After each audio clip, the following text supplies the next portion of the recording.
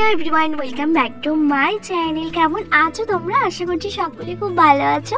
আমরাও কিন্তু ভালো আছি বলতে ভালোই ছিলাম। হঠাৎ করে হিয়ার ভীষণ শরীর খারাপ, তো তার জন্য একটু ভালো নেই। আর এই যে দেখতে পাচ্ছ, এটা আমার জন্মদিনের গিফট পাঠিয়েছে হাজবেন্ডের তরফ থেকে। এটা হলো খুব প্রয়োজনীয় একটা জিনিস, রাইস কুকার। তো দেখো, আমার খুব কাজের একটা জিনিস পাঠানো হয়েছে বার্থডে গিফট হিসেবে। আমি তো ভীষণ খুশি। আর আমার বার্থডেটা সেলিব্রেশন হয়েছে আর কি সেরকমভাবেই। অ্যাকচুয়ালি হিয়ার শরীরটা ভীষণ খারাপ ছিল। শুধু হিয়ার না, আমার মায়েরও, দুজনেরই কিন্তু জ্বর সর্দি কাশি লেগে গেছিলো, ভালো হচ্ছিল না। তার জন্য দেখো ডাক্তারের কাছে এসেছি, ডাক্তার দেখানো হলো। সেজন্য সারাটা দিনই কিন্তু ওখানেই পার হয়ে গেছিলো। আর মায়ের শরীর খারাপের কারণে মা তো রান্না করতে পারবে না, তাই বললো যে বিরিয়ানি নেওয়া যাক, আর ভাজা ভোজাগুলো সেগুলো করা যেতেই পারে। তো সেই মতোই দেখো থালা সাজানো হচ্ছে। এটা বিরিয়ানি, সেটাও দোকানের। আর ভাজাগুলো মা ভাজাটা করেছিল। মাকে বারণ করেছিলাম যে করার দরকার নেই, চলো একটা কেক কাটলেই হয়ে যাবে, কিন্তু ওই যে নিজের মায়ের কোনো বিকল্প নেই। তো ভাজাগুলো কিন্তু মাই বানিয়ে ফেলেছিল। আর ভাজাগুলো অনেক রকমের হয়ে গেছে। দেখো, আলু ভাজা হয়েছে, এইদিকে আবার মাছ ভাজাও হয়েছে, আর এইটা হলো ফুলকপি ভাজা আর বেগুন ভাজা, যেটা আমার খুব প্রিয়, ছোটোবেলা থেকে আমি বেগুন। মেন যেটা জিনিস হলো পায়েস। জন্মদিন মানে তো মায়ের হাতের পায়েস থাকবেই। তো দেখো পায়েস, এদিকে দই মিষ্টি রয়েছে, এদিকে স্যালাড রয়েছে, এদিকে 5-7 রকমের মিষ্টিও রয়েছে, আর ক্যাডবেরি রয়েছে। যেহেতু আমাদের দুজনের একই দিনে বার্থডে, তো তার জন্য দেখো মাও কিন্তু ওকে একটু আশীর্বাদ করে দিচ্ছে ভিডিও কলে। ও ভীষণ ব্যস্ত ছিল, একদম সময় ছিল না। একটুখানি অফিস থেকে বাইরে এসে দাঁড়িয়েছিল আর ওকে একটুখানি আশীর্বাদ করে দিচ্ছিল মা ফোনের এপার থেকে।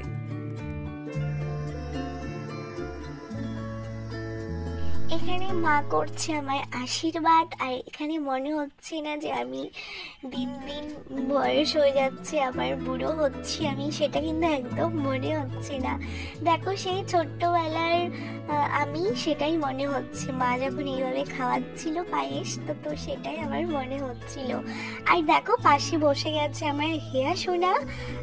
ও কিন্তু ভীষণ এক্সাইটেড এইসব বাচ্চা টাচ্চা নিয়ে। অ্যাকচুয়ালি বাচ্চাদেরই তো মজা হয় না। ও কিন্তু বসে আছে কেন জানো? সামনে রয়েছে চকলেট, ও ভীষণ পছন্দ করে চকলেট খেতে। তো ও কিন্তু অপেক্ষায় আছে কখন চকলেটটা নেবে। আর এখানে কিন্তু মায়ের দেখা দেখি ও আমায় আশীর্বাদ করছে ধান দুপুর দিয়ে। আর ও কিন্তু আমায় পায়েস খাইয়েছে আমার সোনাটা।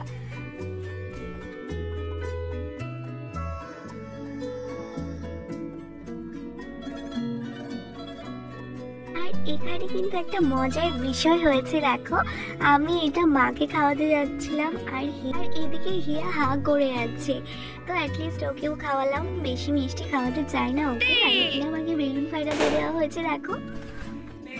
আর এটা ছিল ইভিনিং পার্টি। ওই যে বলে না যে এক্সপেক্ট করলে কিন্তু এরকমটা হয় না, আর এটা ছিল আনএক্সপেক্টেড। আমার বার্থডেটা আজকে সেলিব্রেশন হবে না করে বেশ ভালোই কিন্তু সেলিব্রেশন হয়ে গেছে।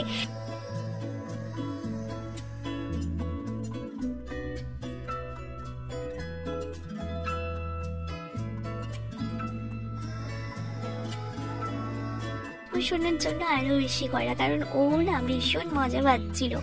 বাচ্চা থাকলে যা হয় আর কি। আর এখানে আমি কেকটা রাখার জন্য, এখানে যেহেতু ফুল বেঁচে গেছিলো অনেক, তো ফুলগুলো ভাবলাম একটু ডেকোরেট করে ফেলি। আর মাঝে মাঝে দিয়েছিলাম এরকম লাইট। আর এই যে আমার কেক, তো এর মাঝে কিন্তু আমি একটা রিলস বানিয়ে নিলাম। দেখো, কয়েকটা ভিডিও বানিয়েছি। আর এই রে, হেয়ার অবস্থা দেখেছো? পুরো স্নো। তো এবার কিন্তু আমি কেক কাটিং করতে বসে পড়েছি। দেখো, তার আগে যে কাজটা থাকে সেটা আমার দ্বারাই হয়ে ওঠে না। এই যে সেটা হলো ফায়ার স্পার্কেলটা, আমি কিছুতেই ধরাতে পারি।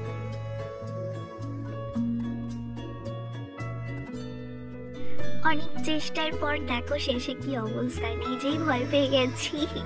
আর এখানে তো মনে হচ্ছে স্নোফল হচ্ছে আমার মাথার ওপর।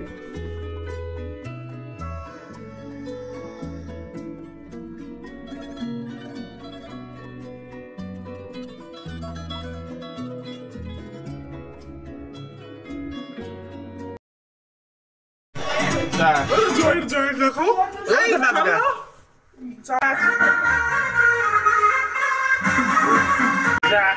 জয় যা না করে পাশে দেখে কি সুন্দর। এই স্যার নাচ গাছা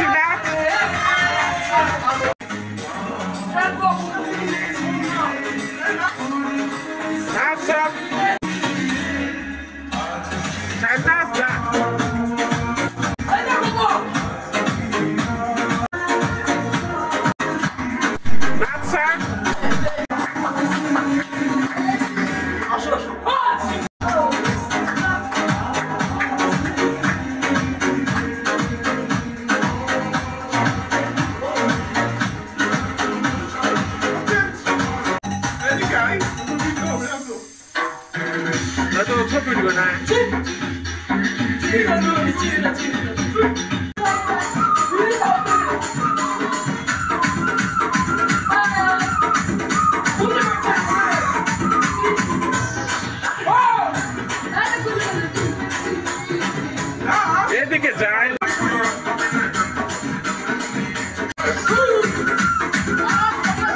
ভিডিওটা আর বড় করছি না, আজকের মতো এখানেই শেষ করছি। কেমন লাগলো অবশ্যই জানিও, আর ভিডিওটি ভালো লাগলে আমার চ্যানেলকে সাবস্ক্রাইব করো।